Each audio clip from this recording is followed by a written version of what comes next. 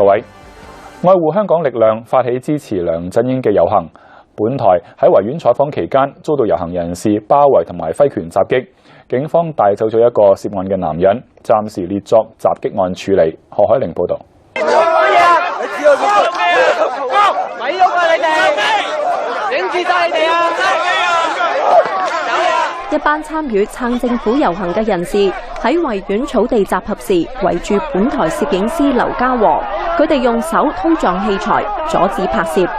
一名着住灰色褸嘅男子從後打咗劉家和後尾枕一下，另一名男子即時將兩個人分隔開。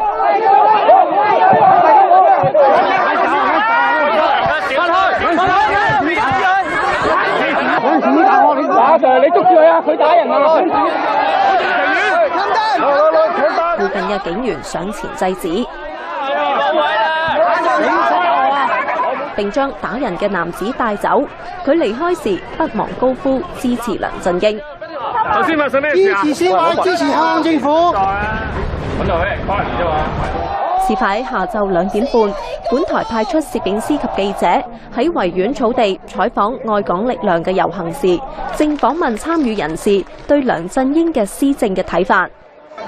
唔需要再答你㗎，而家唔係諗唔起，係唔答你主因。究竟你係做緊咩記者啊？報道呢度就報道，我只係話成熟，你都冇成熟，你都冇啱啲使啦你，啲細路，你都冇成。突然被梁振英嘅支持者喝倒彩。人哋叫你收機啊！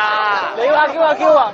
當時進行採訪嘅記者仇志榮亦喺混亂間受襲，被扯甩眼鏡，右邊近眼角位置有傷痕，而本台嘅攝影器材亦都有損毀。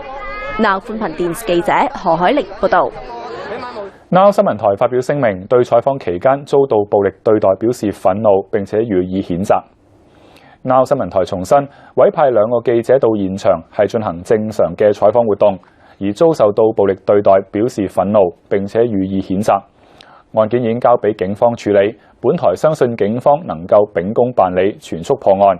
而對於財物損失，本台保留追討嘅權利。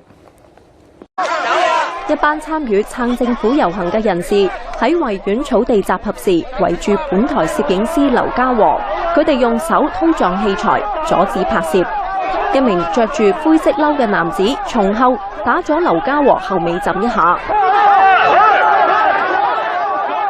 另一名男子即時將兩個人分隔開，支持梁振英。頭先發生咩事啊？支持先話支持香港政府。揾到佢幫人啫嘛。事發喺下晝2點半，本台派出攝影師及記者喺維園草地採訪愛港力量嘅遊行時，正訪問參與人士對梁振英嘅施政嘅睇法。唔需要再答你㗎，而家唔係諗唔起，係唔答你主因。究竟你係做緊咩記者啊？報道呢度就報道，只係話成熟，你都冇成熟，你都冇啱啲使啦你，啲細路，你都冇成。突然被梁振英嘅支持者喝倒彩。人哋叫你收機啊！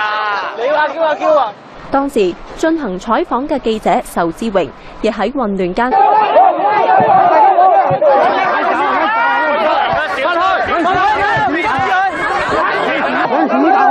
你捉住佢啊！佢打人啊！